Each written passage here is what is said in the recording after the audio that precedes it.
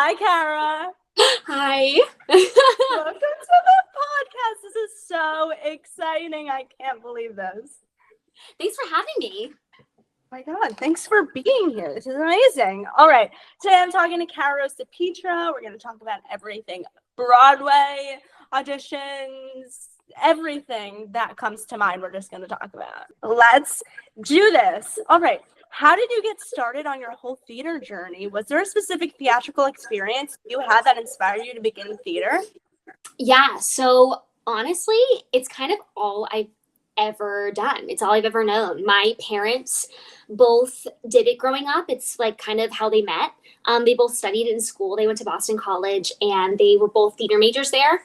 And they went on to do other things. You know, they both double majored, and my mom went on to go get her master's in education, and my dad went on to study law.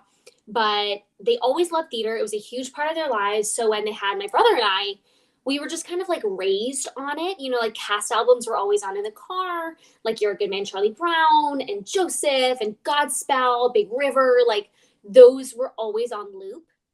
And so it was just like what we were raised on. And so when I was really, really young, I begged my mom to put me into dance class.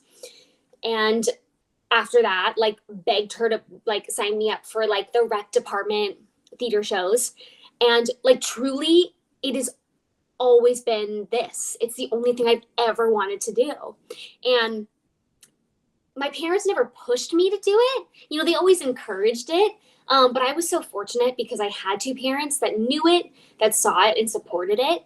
And so, yeah, it's quite literally all I've ever done. It's just so crazy. You know, like I can't remember a time in my life where it like theater wasn't a part of it. Like I grew up on like Pippin and Ren, and those cast recordings fuel my brain all the time. Like I just sing in my head all the time. Like it's just always. Yes, and they're so like nostalgic too. Like it was funny getting to do Charlie Brown a year ago around this time was so strange because like that was the first time that I'd done one of the shows that I really grew up on. So like singing that music and like visiting that material was like, whoa, wow. All of a sudden I'm like back in my childhood minivan. All of a sudden I'm like, it was so strange. Like, and now all of a sudden you're 25 and like a working actor and like doing it professionally. Just so crazy how full circle that kind of stuff can be. Wait, that gave me chills. Weird, right? Crazy. Yes. Let's talk about Boston. So you're in Boston. Did you see a lot of tours when you were growing up? Did you go see theater? Yeah. So we were lucky because Massachusetts is like where I lived. We kind of straddled both Rhode Island and Boston. So like we were just as close to Providence as we were to Boston. So we would get kind of the best of both worlds. We could go to PPAC or we could go to Boston. So we would get to go see, like I remember going to see Les Mis in Providence. And then I would remember going to see, oh my gosh, what would we see? It's so funny. I have more vivid memories of going to see stuff in Rhode Island than I do in Boston. But honestly, we were so spoiled growing up because my mom is from New Jersey originally. So we all the time would go to my grandfather's house in Jersey and then just go into the city and see shows on Broadway. Like that, we did more of that than seeing tours when they would come to our state. Like we were so spoiled growing up that we would do that all the time. We would just drive 3.5, 4 hours, stay with my grandfather and just drive into the city. And it's funny when we got older and I was in college and we would like, when I would do the drive back and forth to North Carolina where I went to school, or if like I had an audition, he would call his house the Unemployed Actors Hotel because we would just stay with him before we had friends in the city and we would like kind of go back and forth. But yeah, we were so, oh my gosh, like we saw Mary Poppins when it was on Broadway. We saw Matilda when it was in like the OG Matilda when it was in previews. We saw the original cast of Newsies. Oh my God. Yeah, like I think about all the stuff that we were able to see. So crazy. We saw Sideshow when it was here. Like, oh my gosh, we saw Hamilton with most of the original cast. Like, easy. It was so wild. Like we were so spoiled having my grandfather still live in New Jersey. Yeah. What's your Broadway flex? Like, what's your biggest flex? Oh, it's absolutely this. It's so crazy. We were going to see Newsies when it was in previews, and this is when they were like, it had just transferred from Paper Mill to a completely original cast, and they were like, it was like still in previews. I don't even think they'd opened yet, and it was like, I don't know if it started as like a 12-week run. Like it was when it was still yes, it was. It was a 12-week run. Yes, it was when it was still really short. We saw it during that time frame, and we were late to the box office. Like something had happened, and we were running late. We were like, "Hi, so sorry," and we were like sitting in the back of the mezzanine, and we were late to the box office to pick up our tickets. And they were like, "Hey, no worries, no worries." We had a group like kind of not show up or like cancel last minute. Would you guys want to be upgraded? And we were like, "Yeah, sure, why not?" We sat front row, dead center. To see the original cast of Newsies. That's crazy. They like sweat on us. We caught newspapers. Yeah. Like they spit on us. Oh, so like that's my Broadway flex. No, that is the best flex. When I saw it in London when it was in London. It's like my favorite show. Like we traveled to go see it. It's such a good show. Yes, and I got a newspaper from London. My Broadway flex is probably I saw Raven Simone in Sister Act. Oh, amazing. That's a good one. I had one on the tip of my tongue, but obviously I can't think about it. I can't think of it now.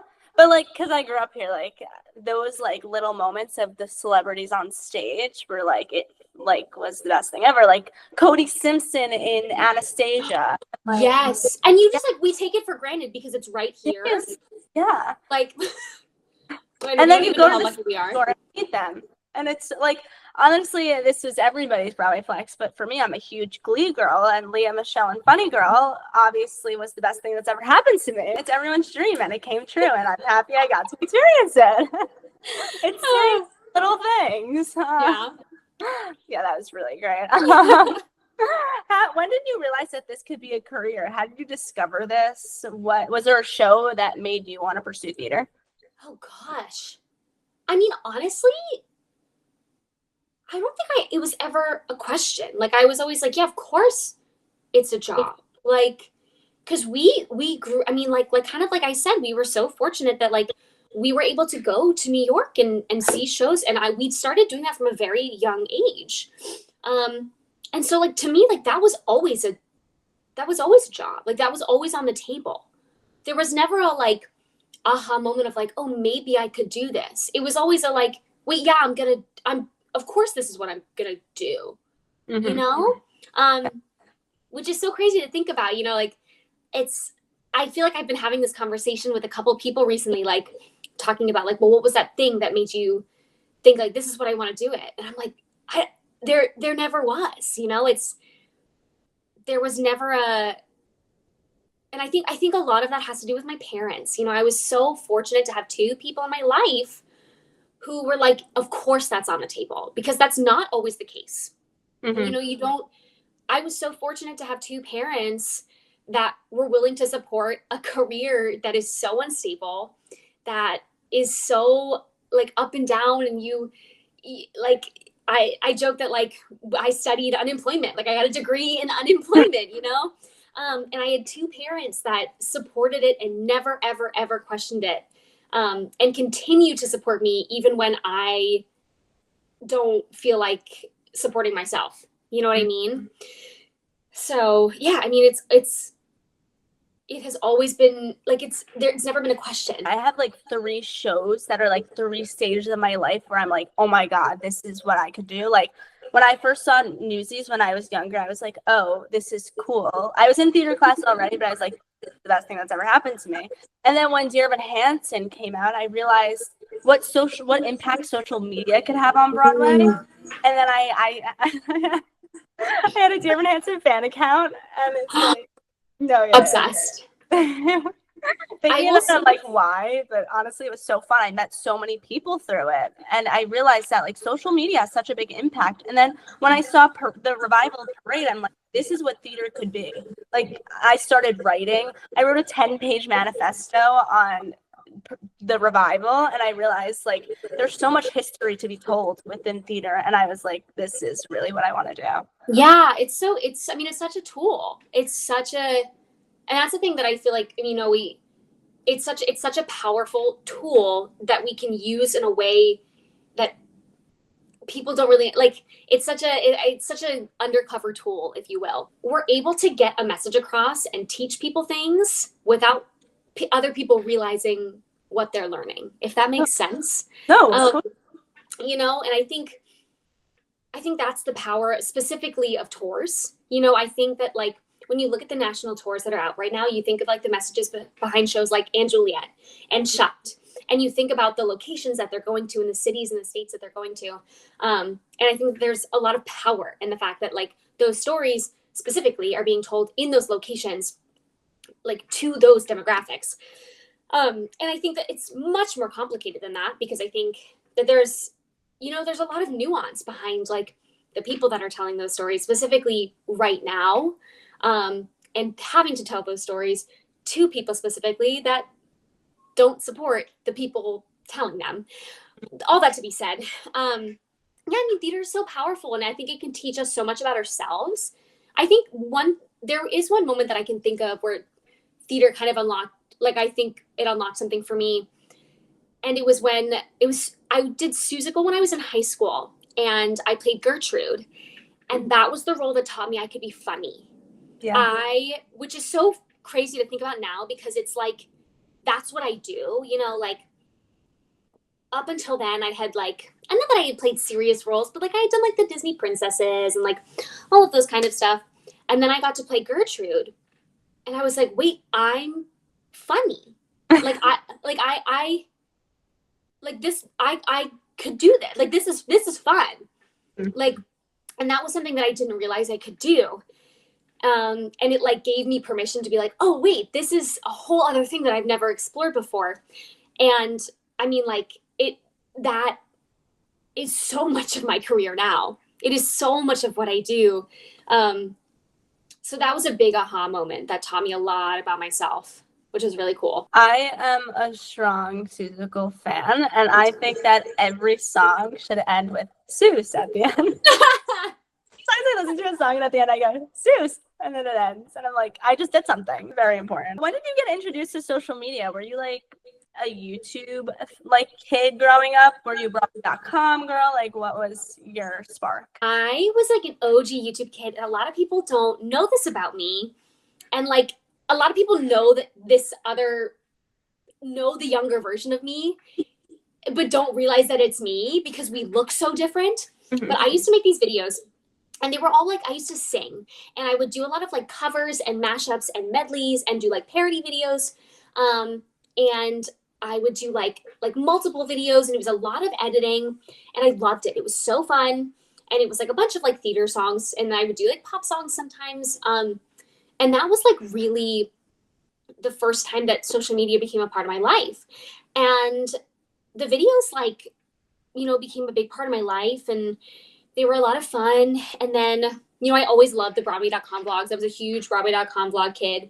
Always loved those. But it was making those YouTube videos is what made me fall in love with editing and creating. But then when I got to college, I mean, like long form content and videos, it's just unsustainable. Like I couldn't keep up with it and also get a degree in theater. It just like wasn't possible for me. So that kind of fell off the wayside. And then I graduated from college, and TikTok became a part of my life.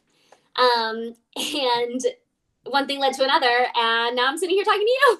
Exactly. No, yeah. So crazy how like life changes in a blink of an eye. Like actually, truly a blink of an eye. Everything can change in actually 3 seconds, and that's often how it does. Like that's actually typically how it happens. No, it's so crazy. Were you a part of your high school theater club? It's a little complicated. I went to an all-girls Catholic school, a very small all-girls Catholic school that got a music room my senior year. And a big part of the reason why I went to this school was because there was like little to no drama program. I was super involved in the community theater around my state. between like Massachusetts and Rhode Island. And I didn't want to have to choose between doing my high school theater and community theater. And so I kind of really intentionally chose a high school that didn't have a drama program, that had one, but wasn't like known for it, if that makes sense. Yeah. And so, sometimes I would do like the all boys school would do shows and you would like do their shows, or sometimes like, towards the end of high school, like we would do our shows and they would just kind of be like part of my friends, like for shits and giggles. But I really wasn't super, super involved. I was really involved in our high school, like a cappella group and in our choral group. But like, I was like one of the first girls ever to go for performing arts ever, for college. Like, the girls I went to high school with are some of the most brilliant girls I've ever met in my life. They were so smart, like so, so, so smart. I really genuinely think the only reason why they accepted me is because they just didn't have people that did other things. Like my class, there was like 5 of us in my class. There were 60 girls. And there were 5 of us in my class that were kind of like more music oriented. And it was like, it's so funny. 2 nights ago, there was a girl in the class below me that's now a rockette. It's her first year. And so I went to go see her. And it was really, I feel like it was me, and then it trickled down. And then like every year since, there has been a couple more girls that have gone for performing arts or for theater or for dance. But like before me, I want to say like no one had ever gone for theater, ever. It had literally never happened for performing arts. And so like I really wasn't involved. Community theater was a really, really, really big part of my life. And was a huge part of my upbringing. My family was really involved. I'm still really close with a lot of the people. I consider them family. But yeah. Back to the Rockette thing. Was it you who posted the thing about the Rockette cookies? Oh, the bucket of cookies? Yeah. Yeah, absolutely. Those looked so good. They were. I literally brought them to work the other day because I was like, I can't eat all of these. For everyone who's confused, I went to go see the Rockettes and I went with my boyfriend, and they were selling these like buckets of cookies, and I was like, wow, those look so good. And I want to buy one, but that would be crazy for one person. And then my boyfriend left for the bathroom and came back with a giant bucket of cookies. So we were sitting there watching it, and we were like passing them around to people around us. And then I brought them to work yesterday, and I was like, everyone, please eat these. But it was like $20, and there was like 25 cookies in there. Like, that was a lot. Kind of like not bad. I thought, because I got so mad at first. I was like, how much were these? Like, I'm going to kill you. But only $20, and they were pretty good. So, ladies, if he could, he would. He was like, you would have been talking about this the whole night if we didn't get this. And I was like, that's true. No, I feel like I'd be the same way. That's actually incredible. All right, so you went to Elon University for musical theater, and your parents were theater majors, as you said. How did this help with your audition process? Honestly, it was great. It was really helpful in the sense that they were incredibly hands-off. I was really fortunate that I was in a place where I could work with a college coaching company. So I worked with this company called My College Audition. They're based out of Boston primarily. And they were so great and they were so helpful. But because my parents were theater people, they were like, we're going to help you as much as we can. But at the auditions, like, you know what you're doing, like, hands off. Like at Chicago Unifieds, my mom was like, have fun. I'll see you at lunch. Call me if you need anything. Like, I'm going to go. So that was really great because like, I mean, we all know how crazy like people can get. So that was really great. That was kind of the most helpful part, is that they were incredibly hands off, and they also knew, I mean, like while like the college audition process is kind of crazy, they had a general idea of like what it would look like. So they didn't have to ask a lot of questions, and they kind of knew what to expect. So we were kind of on the same page and on the same wavelength without really having to do anything. But yeah. What was your audition song? Okay, we had, oh my gosh, literally, what did I sing? We had an up-tempo, a ballad, and then we had to like have a pre-1965. Wait, literally, I sang All the Things You Are, but then we had like alternate songs. I can't remember what I know. in that package of four, All the Things You Are. Wait, I can't believe I don't sing that anymore. That was such a pretty song. Nobody take that. I'm putting that back in my book. All the Things You Are was one. A Change in Me, which I've been singing since I exited the womb, and I'm literally 25 years old. That song is so good. Why didn't they record it? Like, why is it not on the cast album? I just love her so much. There's a video of me singing it at a Broadway Artist Alliance showcase on the year of 2014. I did Broadway Artist Alliance. Simply haven't seen it ever since. Like, I need to find a new song. Gosh, what were the other ones? Oh, If You Hadn't, But You Did. And what was the other one? There was another one. It was like a weird Alan Menken song that no one knew. What was it? This is so bad. Oh my God. It blacked that that time of my life out. But it's so different now, because I'm sure now you need like a pop song and a contemporary song and like, I don't even know. My friend, I had auditions because it was like more of like, what is it called? Interviews. Sure. Because I went for light design. Oh, cool. Yeah. I'm not a light designer no more. I didn't even make it to lighting design school. That's okay. It's so okay. This is the only BA I applied to. Incredible. Like, so crazy. What classes have you found to be the most helpful in your professional career? Oh my gosh. I never got into the TV film class at Elon, mainly because of it was something about the like credits. Like, I didn't have like my registration time and I was never able to get into it. I think that would have been really helpful. And I know post-grad, I was able to take a TV film class like over kind of like post-pandemic in 2021. That was really, really helpful. Those have been really helpful because I mean, like, there is so much TV and film work. Yeah. Those classes have been super, super helpful. My goodness. I mean, in college, honestly, the most helpful classes were contemporary vocal styles. Because I think, especially in today's industry, you need to be like a vocal shapeshifter.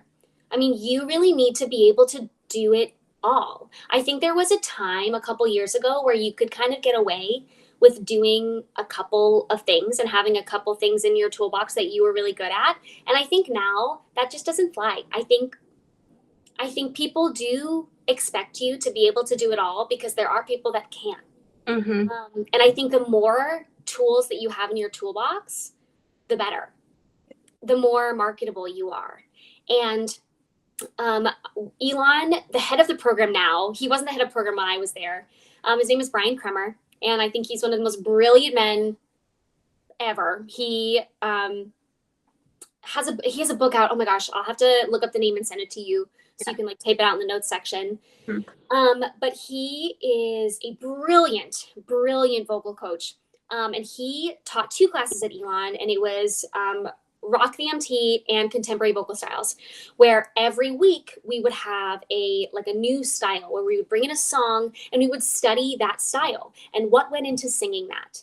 And something that he taught us is he was like, listen, you don't need more than like 2 or 3, maybe even 1 or 2 pop songs in your book. You just need to know how to sing it to best fit the style that you are going in for. And that was so interesting. And so like I go back to those recordings all the time. Like if I'm going in for more of a folky show, I'll be like, gosh, what were the things that we talked about? What were the specific things that he had me do that we worked on that were helpful to create that sound? That was one of the most helpful classes that I ever took. Like I just thought that kind of thing was just so invaluable. That's actually really great that you go back and listen to those recordings. Oh yeah. Oh my gosh. If you are not recording your voice lessons, like I have voice lessons from my freshman year of college, called like warm-ups that I still listen to, that I still use. Like that stuff is gold. If you are not doing that, oh my gosh. Like I'll have times when I'll get stuck on something and I'll go back and listen, like, or like I'll even title certain lessons things, like when I get super like when I'm struggling with something, I'll title a voice lesson because I was struggling with the same thing that day, and be like, okay, what did I do to get out of that day? Like if my tongue tension's really bad, or if my sound is really, really back, if I need to get my sound forward, or if I'm feeling sick that day. Like, I had an incredible teacher in college. Her name was Julie Sloan Van Gordon, most brilliant woman I've ever met. But like, one thing she taught us and was very adamant about was like, you're gonna have to sing when you're sick. So I'm gonna teach you how. She's like, you shouldn't sing when you're sick, but there are gonna be times when you have to. So I'm gonna give you the tools to like figure out how to most efficiently and healthily do this. So like, I'll go back to those lessons and those warm-ups to be like, okay, what did we do? How am I gonna do this? Those things are gold. You like that. If you are not recording your lessons, oh my gosh, you're missing out, and you're paying so much money. Like, you. I obviously do that in a different capacity because I do different things, but I have a binder of notes from classes, from master classes, from COVID, and this is where it gets really psychotic. Sometimes I'll go on lives and I'll comment with a question and I'll write down what they say and put it in the thing. That's not just write stuff down and just put it in my binder. No, that's not psychotic at all. I don't think that's psychotic at all. I think it's smart. Yeah. I think it's smart. I think it's setting yourself up for success. And I think if it works for you, I think it's smart. Mm-hmm. And I think if other people think that's crazy, like, okay, it works for you. Like, sure. And if it's getting you jobs and you're finding success from it, like, I don't think that's crazy. Exactly. Were you auditioning like professionally when you were in college? Were you submitting self-tapes and working in the industry while in college? Yeah. So most of the professional auditions that I was doing in college were really those like big cattle call summer stock auditions. Mm-hmm. Elon like really put an emphasis on like, put yourself out there while you're here to book work over the summer. Like, build yourself a professional resume while you're here. So when you graduate, you've got a resume and you've got connections. So I hustled while I was there. I went to SETCs, the Southeastern Theater Conference, and A1s my freshman year, my sophomore year. My junior year, I did not go to A1s, and then COVID happened. I was supposed to go to A1s, and then some family stuff happened. And then COVID happened, and then it was like, all bets were off. Yeah. And then kind of senior year, COVID was happening, and all of that kind of crazy stuff. But yeah, I was auditioning for summer work, and there was the occasional like, go to New York and go to this audition for this one random thing here and there, which was cool and interesting to like go in for this one thing, and have that experience. But yeah, and I mean, it was incredibly helpful. I look back at the jobs that I've gotten post-grad, jobs that I've booked and things that have happened in my life professionally post-grad, and I can trace them back to the work that I did those summers when I was in college, or people that I met, or auditions that I had during that time. And I don't think it's for everyone. I don't think you necessarily have to spend your summers doing that. I think everyone has their own path and their own journey. But I think for me, it set me up for success in a really great way. Mm-hmm. I definitely think for me, it was like the best thing I could have done for myself. Breaking into the professional world and like starting slow, like dipping your toes in is very, very necessary. Also for me, like I took a semester off last semester to go to NYU for a semester and work in the industry. Mm-hmm. And if I didn't do that, I would not be sitting here now. Oh yeah. My college roommate, like right when the pandemic hit, she took a semester off to be like Latero's assistant on Doubtfire.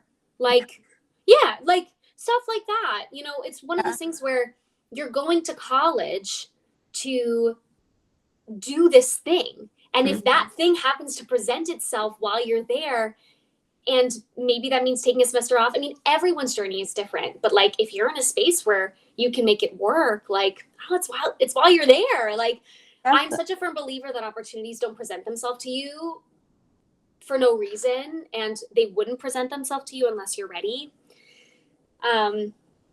But yeah, So Yeah, I totally agree. I like 100% agree. All right, so let's like transition into your now. I want to talk about your auditioning because that is like one of your big brands on TikTok. So where do you find your auditions? yeah, so honestly, most of the auditions that I go to, I find through my agents. I've been so fortunate to um, have been with my agents since I graduated college. I kind of found them through our like showcase kind of. I use quotations just because it was during COVID.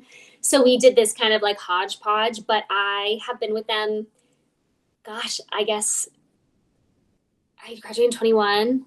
Oh my gosh, for like four years. Is that Yeah, math right? yeah, because yes, I graduated high school in 21. It's my Oh my senior. gosh, that's so crazy. Yeah, I've been with them for like about 4 years now.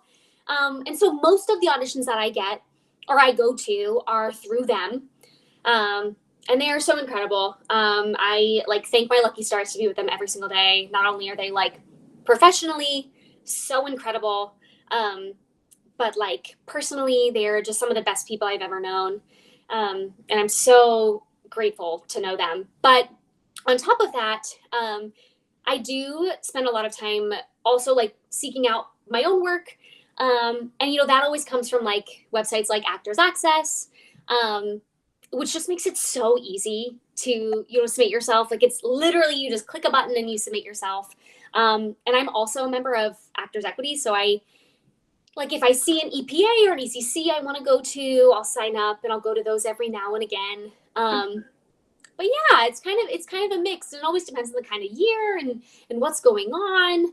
But yeah, What's your go-to audition song? I mean it depends. Depends on what it is. Also, I feel like this is kind of weird. I feel like I'm bringing my own materials into auditions less and less these days. Yeah, that's what everybody's been saying. Yeah, because like more often than not, you're bringing in materials that they give you.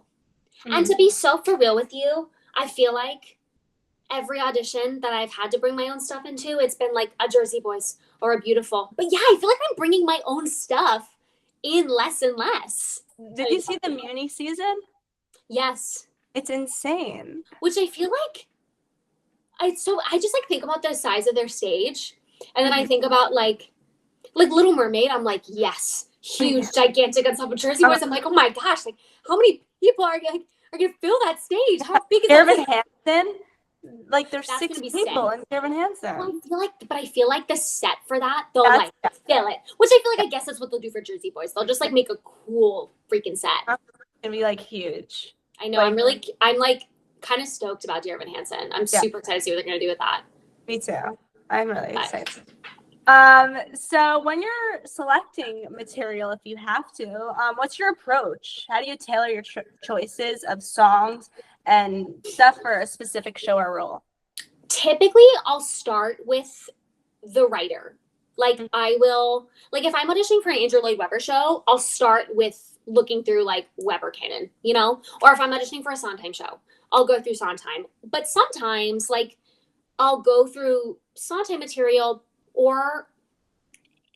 but it's tough sometimes because you go through Sondheim material and so much of it is overused and overdone. So sometimes I try to find something like adjacent but similar. It's kind of the same with Menken, like everyone knows so much of Alan Menken's stuff. Yeah. So sometimes I'll try and like find something a bit adjacent, but typically I try to just like I go to the writer. I go to the composer and I go through their music. And what's helpful sometimes is on Spotify, they have those like playlists of like, this is Alan Menken. And they'll sprinkle in other composers as well. And so I'll go through that and I'll go through those songs. And that's typically where I try to start. And I kind of try and do that right away. Like if I don't already have something. Typically, I feel like I've been doing this for so long now that I have a book where I pretty much have my bases covered. Like I pretty much have a song, especially with like I kind of like I know I feel like I've gotten good at knowing the kind of things that I go in for, and my book kind of reflects that. So when it comes to going in for specific things, I do feel like I have a song for almost everything. And there are always exceptions. But when there are those exceptions, that's typically where I try to start. Like if I'm going in for a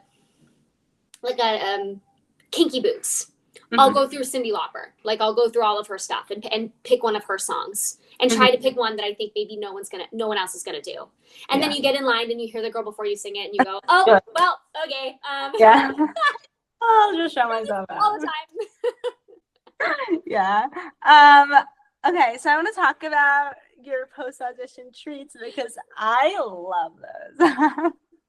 So your post-audition treats have become a phenomenon in our little theater bubble. How did you start doing this? Why did you start doing this? And why did you start posting about it? Honestly, I was trying to like remember the first time I had posted about it the other day, and I genuinely can't. It's like always been a thing. Like I can't ever remember a time in my life where it like has not been a thing. I remember a voice teacher when I was in middle school being like, yeah, I always would get myself a slice of pizza after. Like you have to have something to look forward to. And I genuinely cannot remember the first time I like coined that phrase and like said it on the internet. But then people just started like, I don't know, people just kind of took it and ran with it. And I don't know. I mean, I think a big thing about, I think what I try to do online is just like, I think our community can sometimes get incredibly negative.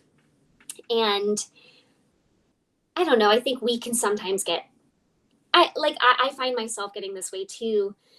Sometimes we get really tired and we get really beat down and we get really negative and we can find ourselves getting really jaded. And I think having something like as silly as like well, you know what? Like after this, I know that I'm going to go get a culture espresso black and white cookie after this. Or like, I know that after this, I'm going to go get my nails done. Having something like that, just kind of like, I don't know, like humanizes us a little bit more.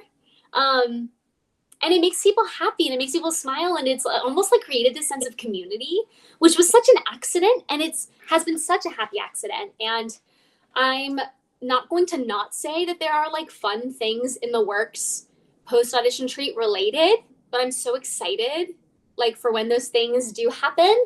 But yeah, I wish I could remember the first time that we all said that, but it makes me so happy when people tag me in those stories. Like that's always an immediate repost. It also gives me inspiration because I feel like I'm always recycling the same ones. What's your favorite post-audition treat? Oh, hands down, it's a chocolate chip cookie from Culture Espresso. They're so good. I think it's the best cookie in Manhattan, like hands down. Yeah, I'm a Schmacker's girl. I know, so basic. Also but they're also very good. They're so good. So good. That's like we used to like during COVID one time, Schmacker's like just reopened and the trains like you don't go on a train at that point. It wasn't even like time for that. Me and my mom drove to the city to get Schmacker's and came home. It was like the best day of my life. Let's talk about social media now. So how has your network helped you build your success? I mean, it's crazy. I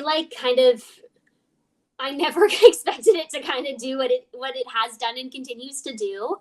But truly, you know, what I always say about social media is that social media is a tool. And I always say that it is the most powerful marketing tool we have, and it's totally free. And I think as actors, that goes like without saying. And something that I've, you know, from another side of the, like from more of an analytics side, you know, it's on our social media, we're able to like look at the analytics. So we're able to like see link clicks. We're able to see how many people have visited our site. We're able to see the demographics of age. We're able to see times. We're able to see like all of that. And so that's something that I look at quite frequently. And, you know, I try to track it, and I kind of have looked at it and tracked it as I continued this social media journey. And it's so fascinating. I was talking to some students the other day, and I'm such a proponent. I say, I think two of the most important things that you could have as an actor, and this is so controversial, and I honestly feel like I contradict myself when I say this because I think social media is not for everybody. That being said, I think I think having a website is absolutely necessary, non-negotiable. I think if you are an actor, you need a website. And I say that because I have heard of instances, have been in instances, and have been this person who, like, so many times where a website has been the deciding factor on if you get a job or not. Mm-hmm. Like, it is a surefire way, an easy way for someone to see everything you have to offer. You know, I have a friend who is a creative, and they were saying, like, I needed a person, and I went to look them up, and their domain was expired. And I was like, well, I can't see their material. I can't give them a job. A couple of months ago, I was in a show, and someone dropped last minute, and one of the producers reached out to me, and she was like, we need someone last minute. This is someone that we need. Do you know anyone? And I said, yes. And I sent them my friend's website. Boom, they got the job. Like, mm-hmm. It is so important.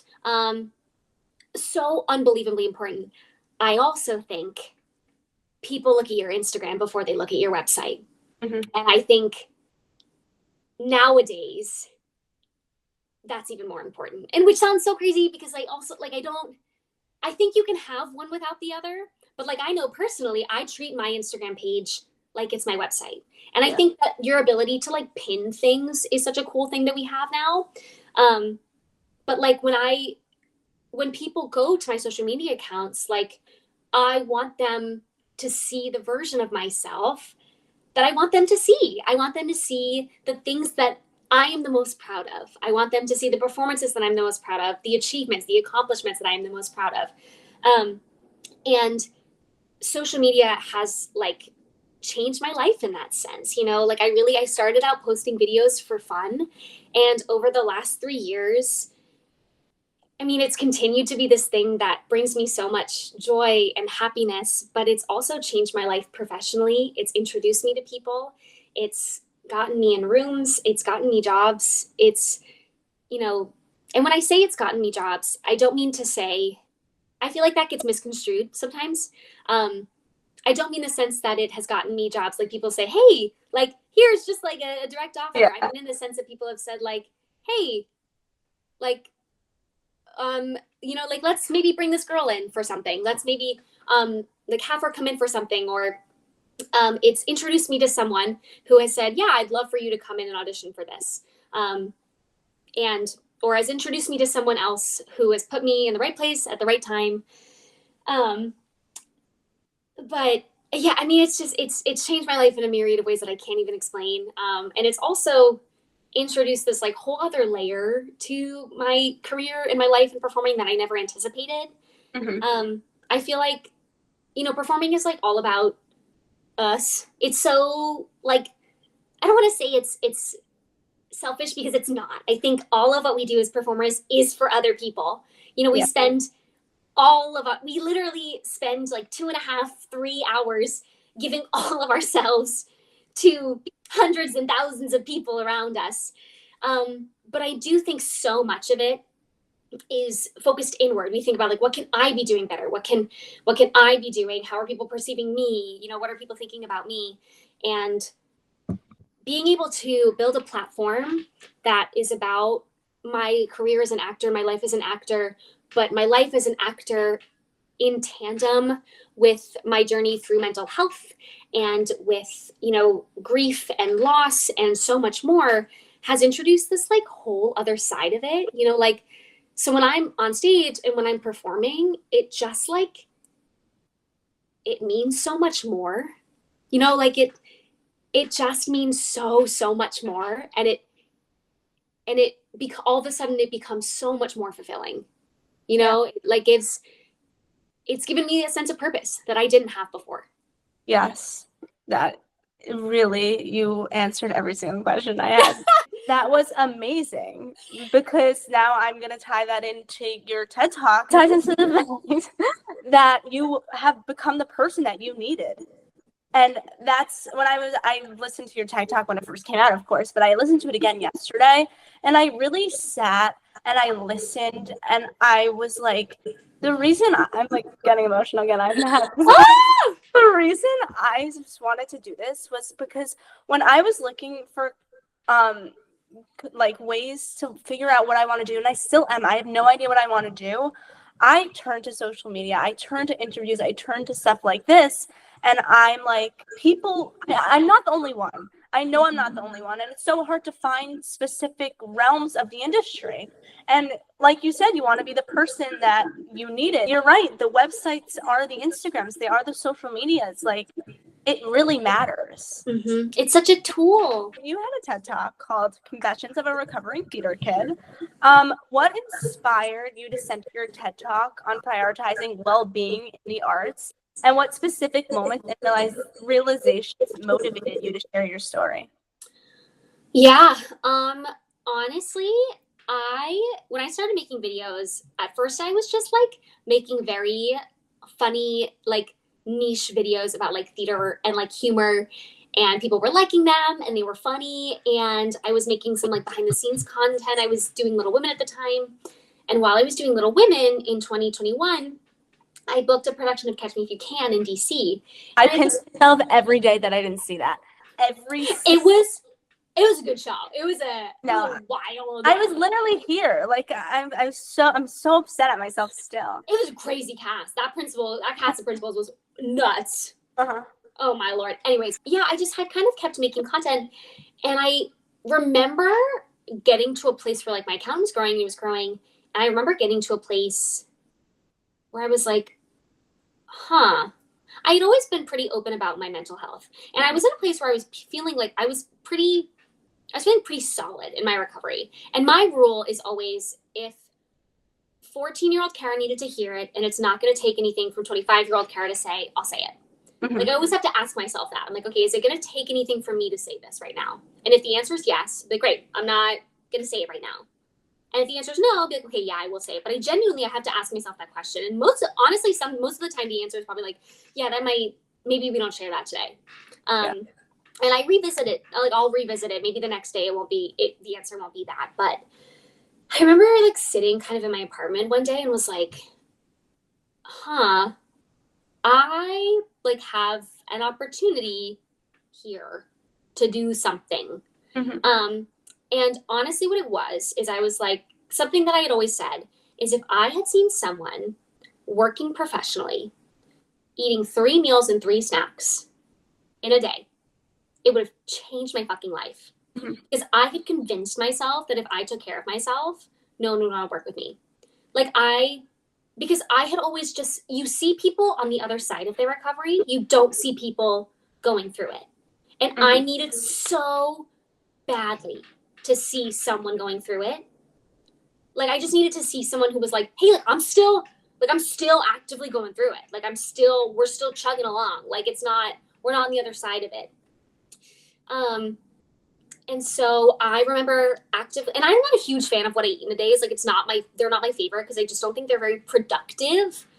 But what I did is I went back to my meal plan that I had followed a year back with my nutritionist. And it was when I was in like a maintenance phase, and I went back to it. And so I could like curate that day based on like the exchanges that we followed. So I made sure I was curating like a balanced day, and I documented it.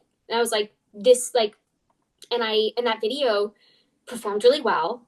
And that was like the first time that I was really open and upfront, and it just kind of spiraled from there. And that was the first time that I was really open and honest about like my recovery as a performer. And it just started to become a really big part of my platform. And it's something that I'm really genuinely passionate about. And it's something I've always been incredibly passionate about. I'm going to tie it into this like weird, like very niche musical theater reference. But there's this, the song Days of Plenty from Little Women? I don't. So it's this song that Marmee sings when Joe is like, I don't understand how you're like fine right now when Beth is dead. And Marmee is like, oh, like, don't think so much of me, Joe. And she says this like line, that's lyric that like the first time I heard it, I was like, oh, that's it. And it's the way that I feel about like my recovery. It's the way I feel about like my mom dying. When people ask me like, how are you able to share all of this? Why do you share it? Oh gosh, it's like, I never dreamed of this sorrow. I never dreamed I'd have reason to lament. I hoped I'd never know heartbreak. I wish I had changed the way things went. I wanted nothing but goodness. I wanted reason to prevail, not this bare emptiness. I wanted days of plenty, but I refuse to feel tragic. I am aching for more than pain and grief. There has got to be meaning, most of all when a life has been so brief. I have got to learn something. How can I give her any less? And it was like, oh, that's it. It was like, so whenever, like, that's how I feel about all of these things in my life. And so when the opportunity was presented to me to give this talk, like, there was never a question that that was what I was going to want to speak about. And I want to give another one. It was like, it's like when you it's like when you skydive and it's so scary and then you do it and you're like, okay, I want to do it again. Like, Yeah. that's kind of how I feel. Cause the first time I was like, I can't do it. It was the scariest thing I've literally ever done my whole life. But now I'm like, okay, great. I want to do it again. I mean, there was never a question. Because I just don't think, I mean, people are talking about it, but no one's talking about it. Yeah. People are talking about it, but no one is unabashedly addressing it. No, yeah. You know? Uh-huh. Yeah. Yeah. You have to be the person you need. Like, yeah. And you're going through it, there are other people going through it too. Like, it takes one message from someone being like, hey, this helped me so much. That's enough. Like, nothing else matters to me. Like, if it helped one person, that's enough. Well, I want to talk about Wicked because Cynthia Erivo reposted your video. Insane. How did you prepare for this event? So Kobe, who runs Theaterly, and I have done a couple of things together. And I haven't, I want to say, like, the last time we had done a carpet together was like a year and a half ago, and I don't do a ton of them anymore. Just because it's not, like, carpets aren't really my thing. And, you know, I'm not a huge fan of, like, doing, like, I don't know, like, I kind of had to set a boundary in terms of, like, doing press for other shows. You know, because I love so much. I love making content for the shows that I'm in. And so, like, it's not something that I do a ton of anymore. But Kobe was like, hey, we have a spot on the Wicked carpet. Do you want? And I said, yeah, I just would love to do that so much. So yeah, I mean, it was super fast. Like, he found out the week before. And you just, like, never really know how those are going to go. You know, they said the cast will be there. We were like, okay. And the carpet was only originally supposed to be 30 minutes. So, like, you just, like, never know. You never know who's going to get precedent. You never know how fast it's going to be. You never know who's actually going to be there. You never know how much time you're going to have. So, like, our bar was on the floor. Like, we fully did not expect that we were going to get all the people that we did. And then we fully did. I actually only saw 20 minutes of the movie. Like, I only saw the last 20 minutes of the film because it was either see the film or stay on the carpet. We were like, yeah, we're going to stay on the carpet. But yeah, we spoke to every single person except for Jonathan Bailey because he got something in his eye. It was so scary. He, like, got something in his eye and then, like, had to leave. And I think he was, like, in pain. It was, like, so scary. So I hope he's okay. I'm sure he's fine. I think he literally did an interview 2 days ago. Yeah, but yeah, that was wild. Yeah. A wild experience. Yeah, to say the least. Pretty crazy. So you are the people's Galinda. Oh, that's so kind of you to say. What does the story of Wicked mean to you personally, and how has it influenced your journey within the theater world? A big part of the reason why I have the platform that I do is because of a Glinda self-tape. Like, 3 years ago, the first time I taped for Glinda, I posted that tape. And it was the first video that ever got 1 million views of mine. Yeah. And it's so funny because I watched that video now and I'm like, oh my God, like, what are you doing? Like, what are these choices? It makes me want to, like, rip the video down and make no one ever see it again. But, like, it is. I mean, it's one of the things that gave me the platform that I did. So, like, I mean, the show is so special to me for, like, a myriad of reasons. You know, there will never be a role that I will ever want to play more than Glinda. You know, And it's so funny. I feel like every time I see the show, every time I get another chance to revisit the materials, I understand her just a bit more, which has been really cool Yeah. to understand and track over the last couple of years, and exciting, and is more exciting. So every time it happens again, I'm like, and I get to go back to it, it's like, oh, whoa, like a whole other, it's the same. And it doesn't happen that kind of thing doesn't happen very often, because like, I don't know, we spend our lives as actors auditioning for the same roles and sometimes playing the same roles over and over. And sometimes you feel like you go on autopilot, and it's not often that you get to go into material and discover something new every time. It's such a cool thing. And I think so this movie and being able to expand upon this story that we're all so familiar with is so cool. And I think it's just so cool because it's this thing that's so close to our hearts. And now I feel like everybody is now obsessed with. I just think it's so special. And I keep forgetting that we're literally going to do it again, like again in a year, Oh my God. which is insane. I actually want to talk about Gail's Broadway Rose. How did you get this job? I auditioned for it. Honestly, a lot of my friends had already worked there, and I was literally waiting tables up the street, and people were like, why don't you work here? And honestly, I was kind of like, I wanted separation of church and state. I didn't want my survival job to be performing. And I was like, I don't know, like I'm just not sure if it's my thing. But honestly, the hours are super flexible. It's nice because you always have a job when you get back. Like, it's so flexible because we're all performers.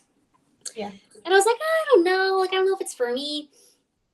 But I sent in my resume and I auditioned and I got the job. And honestly, it's great. Like, It's so much fun. All the people there, like, I feel like it would, like, when I first thought of it, I was like, I bet everyone that works there is crazy. Like, I bet it's like music theater. Like, I was like, I bet everyone is crazy and like a theater kid. No, like, everyone is so normal and funny and so talented. Like, sometimes I'm like filling a Sprite and I get like upset. I'm just like, what are you doing here? Like, I just don't understand why you are waiting a table and singing like that.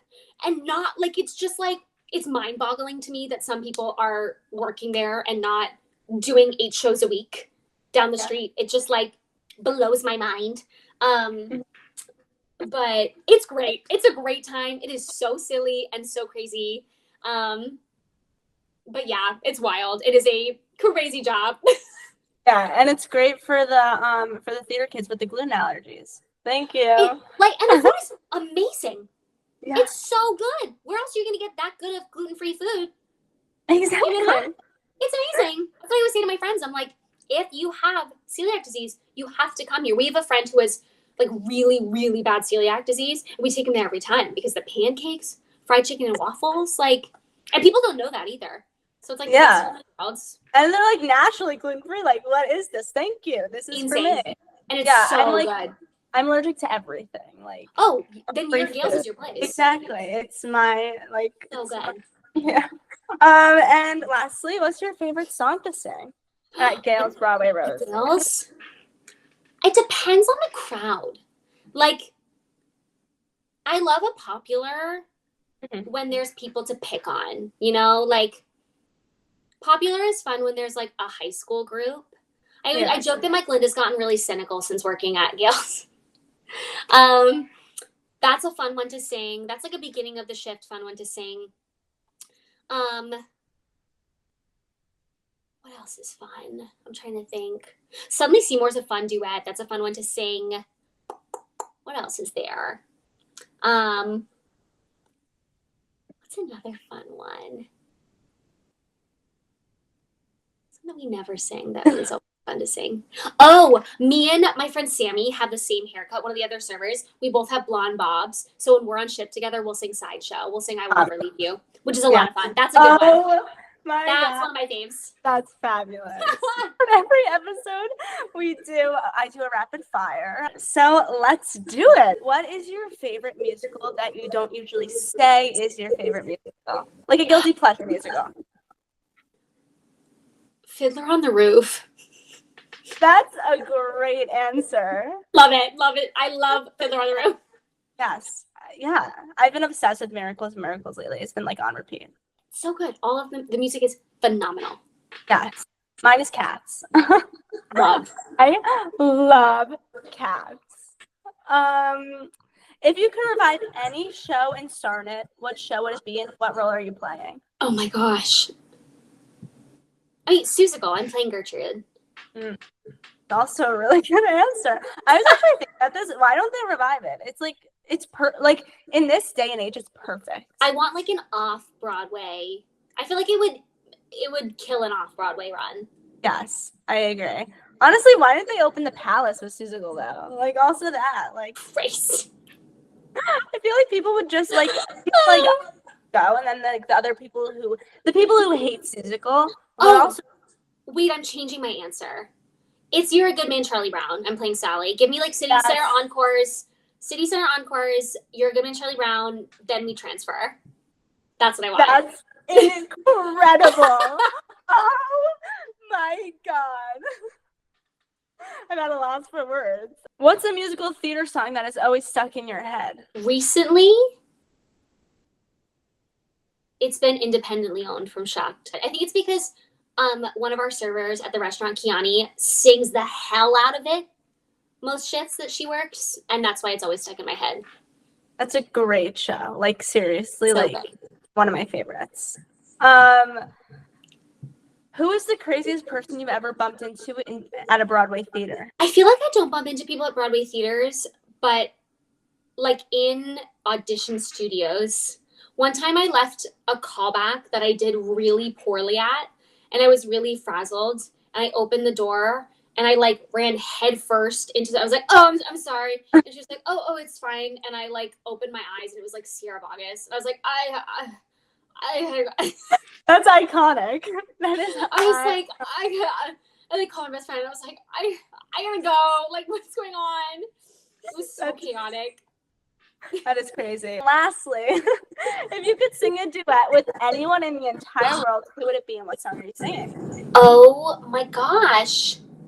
Wait, this is a crazy question. Oh my gosh. Oh, I want to sing. What do I want to sing? I want to sing with Kristen Chenoweth, but I don't know what I want to sing. What are we going to sing? Is there like a mother-daughter duet? I'm trying to think. What are we singing? Sing for Good. I was about to say, I think I want to sing for Good with Kristen Chenoweth. I think that's it. I think that's why she used to do that on her concert. She would like bring someone up to sing that with her. Oh, I think that's it. Still does. I think I would sing for Good with Kristen Chenoweth. You survived the rapid fire question. Yeah! Thank you so much for being here. It was so great hearing about your whole journey, and I'm so excited to see everything that happens in the future, like genuinely. Thank you for having me. This is so kind.